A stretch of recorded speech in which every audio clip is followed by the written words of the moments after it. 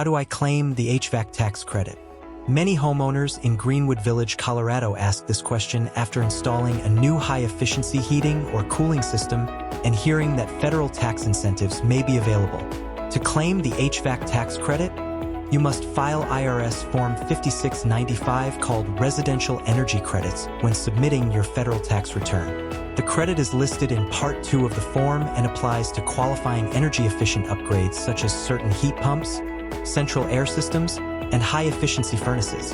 One important detail is timing. The credit must be claimed for the year the system was installed, not when it was purchased.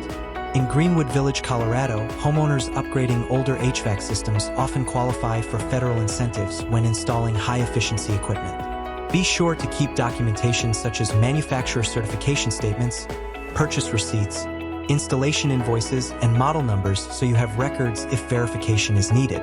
If you are planning an HVAC upgrade and want to make sure your new system meets current efficiency standards, Premier Heating and Air can help you choose the right equipment and install it correctly so you can take advantage of available energy incentives.